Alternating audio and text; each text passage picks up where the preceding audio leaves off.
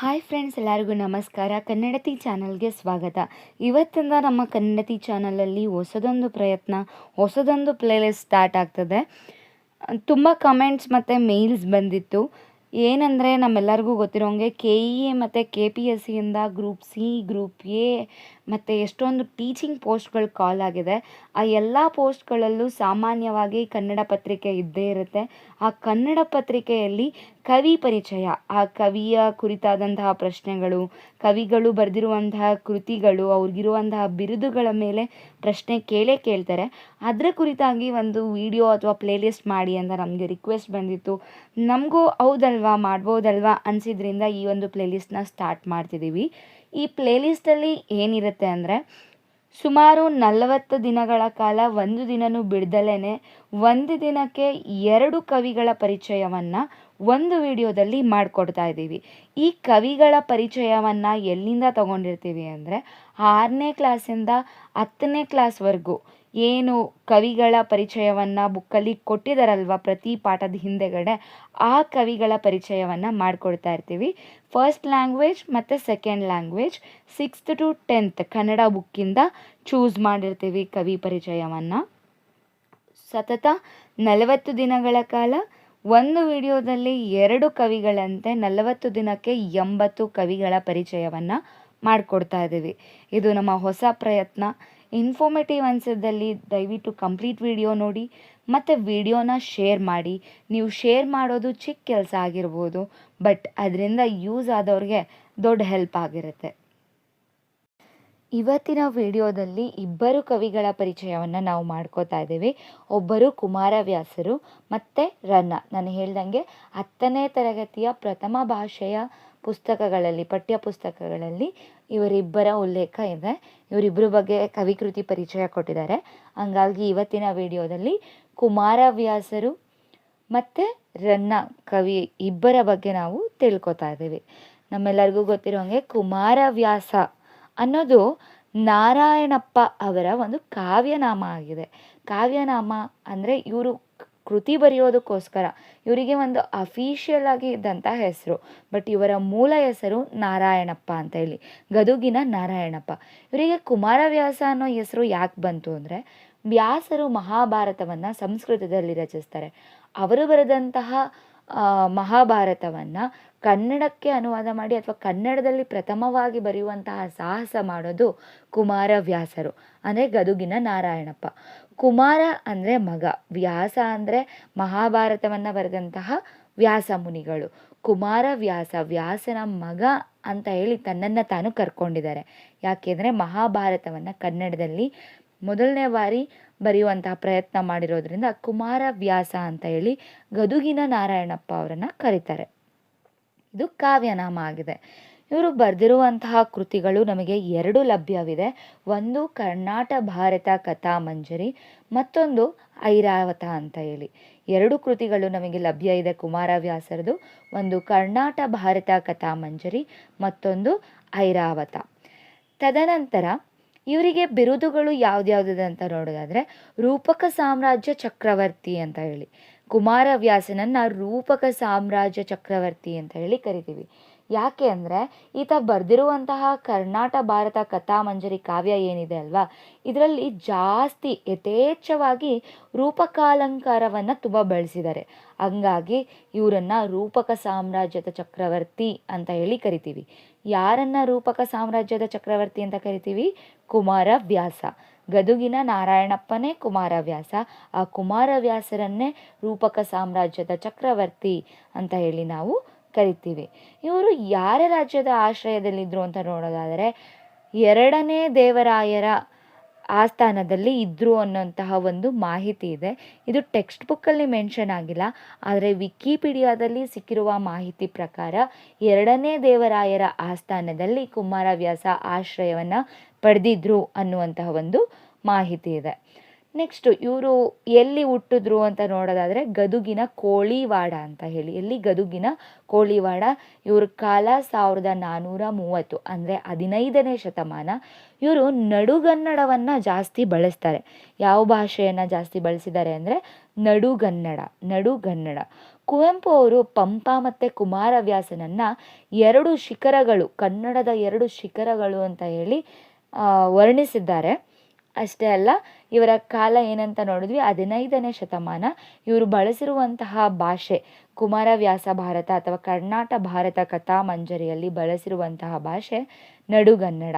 ಇವರ ಇಷ್ಟದೈವ ಯಾವುದಾಗಿರುತ್ತೆ ಅಂದರೆ ಗದುಗಿನ ವೀರನಾರಾಯಣ ಅಂತ ಹೇಳಿ, ವೀರನಾರಾಯಣ, ಗದುಗಿನ ವೀರನಾರಾಯಣ.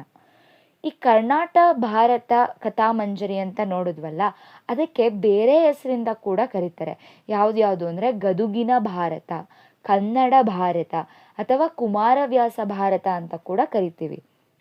ಯಾವುದನ್ನು, ವ್ಯಾಸರು ಬರೆದಿರುವಂತಹ ಮಹಾಭಾರತವನ್ನು ಕನ್ನಡಕ್ಕೆ ಅನುವಾದ ಮಾಡಿರೋದು ಕುಮಾರವ್ಯಾಸ. ಅದನ್ನು ಕರ್ನಾಟ ಭಾರತ ಕಥಾಮಂಜರಿ ಅಂತ ಕೂಡ ಕರಿತೀವಿ, ಗದುಗಿನ ಭಾರತ ಅಂತ ಕರಿತೀವಿ.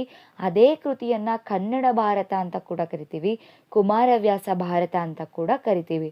ಇದನ್ನು ನಡುಗನ್ನಡದಲ್ಲಿ ರಚಿಸಿದ್ದಾರೆ.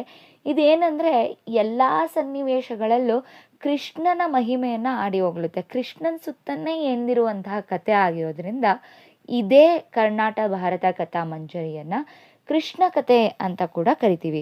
ಏನಂತ ಕರಿತೀವಿ? ಕೃಷ್ಣ ಕಥೆ ಅಂತ ಕೂಡ ಕರಿತೀವಿ.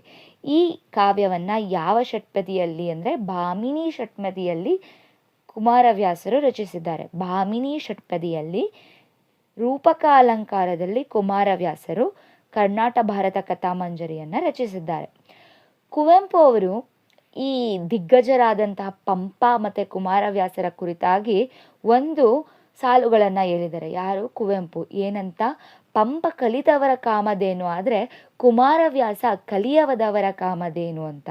ಯಾಕಂದರೆ ಪಂಪನ ಪದಬಳಿಕೆ, ಪಂಪನ ರಚನೆ ಆ ಥರ ಓದಿದವ್ರಿಗೆ ಮಾತ್ರ ಅರ್ಥ ಆಗೋ ರೀತಿಯಲ್ಲಿ ಸಂಸ್ಕೃತ ಪದಗಳಲ್ಲಿ ಹೆಚ್ಚಾಗಿರ್ತಿತ್ತು. ಆದರೆ ಕುಮಾರವ್ಯಾಸರು ಬರೆದಿರುವಂತಹ ಒಂದು ಏನಿದೆ ಅಲ್ಲ ಮಹಾಭಾರತ, ಇದರಲ್ಲಿ ತುಂಬ ಸಾಮಾನ್ಯನೂ ಕೂಡ ಅರ್ಥ ಮಾಡಿಕೊಳ್ಳುವಂತಹ ರೂಪಕಾಲಂಕಾರಗಳು ಮತ್ತು ನಡುಗನ್ನಡ ಭಾಷೆಯನ್ನು ಬಳಸಿದ್ದಾರೆ. ಹಂಗಾಗಿ ಕುವೆಂಪು ಅವರು ಕುಮಾರವ್ಯಾಸನನ್ನು ಪಂಪನನ್ನು ಕಲಿತವರ ಕಾಮಧೇನು ಅಂತ ಹೇಳಿದ್ರೆ, ಕುಮಾರವ್ಯಾಸನನ್ನು ಕಲಿಯದವರ ಕಾಮಧೇನು ಅಂತ ಹೇಳಿ ವರ್ಣಿಸಿದ್ದಾರೆ. ಅಷ್ಟೇ ಅಲ್ಲ, ಕುಮಾರವ್ಯಾಸ ಹಾಡಿದನೆಂದರೆ ಕಲಿಯುಗ ದ್ವಾಪರ ಯುಗವಾಗುವುದು ಅಂತ ಹೇಳಿ ಕೂಡ ಹೇಳಿದ್ದಾರೆ.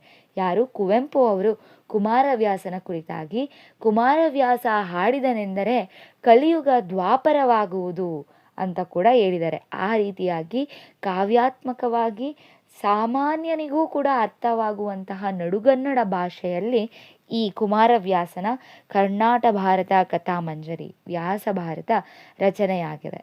ಇದಿಷ್ಟು ಕುಮಾರವ್ಯಾಸರ ಬಗ್ಗೆ. ತದನಂತರ ನಾವು ಯಾರ ಬಗ್ಗೆ ನೋಡೋಣ ಅಂದರೆ ರನ್ನ ಕವಿಯ ಪರಿಚಯವನ್ನು ಮಾಡ್ಕೊಳ್ಳೋಣ. ಕವಿ ರನ್ನನ ಕಾಲ ಸುಮಾರು 949. ರತ್ನತ್ರಯರು ಅಂತ ಏನು ಹೇಳ್ತಾರಲ್ವ, ಆ ರತ್ನತ್ರಯರಲ್ಲಿ 3ನೇಯವರು ರನ್ನ. ಯಾರು? ರತ್ನತ್ರಯರು ಅಂತ ಹೇಳಿ 3 ಮಹಾಕವಿಗಳನ್ನು ಕರಿತೀವಿ. ಅದರಲ್ಲಿ 3ನೇಯವರು ರನ್ನ ಆಗಿದ್ದಾರೆ. ಇವರು ಬರೆದಿರುವಂತಹ ಕಾವ್ಯಗಳು ಹಲವಾರಿದೆ. ಮೊದಲನೇದಾಗಿ ಸಾಹಸ ಭೀಮ ವಿಜಯಂ, ಇದನ್ನು ಗದಾಯುದ್ಧ ಅಂತ ಕೂಡ ಕರೀತಾರೆ. ಅದಾದಮೇಲೆ ಅಜಿತ ತೀರ್ಥಂಕರ ಪುರಾಣ ತಿಲಕಂ ಅಂತ ಇದೆ. ತದನಂತರ ಪರಶುರಾಮ ಚರಿತಂ, ಚಕ್ರೇಶ್ವರ ಚರಿತಂ, ರನ್ನಕಂದ, ಇದು ಒಂದು ನಿಘಂಟಾಗಿದೆ.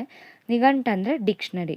ಸೊ ಇನ್ನೊಂದು ಸರಿ ಅವರ ಕೃತಿಗಳು ಯಾವ್ದ್ಯಾವುದು ಅಂತ ನೋಡೋದಾದರೆ ಸಾಹಸ ಭೀಮ ವಿಜಯಂ, ಇದನ್ನೇ ಗದಾಯುದ್ಧ ಅಂತ ಕೂಡ ಕರಿತೀವಿ.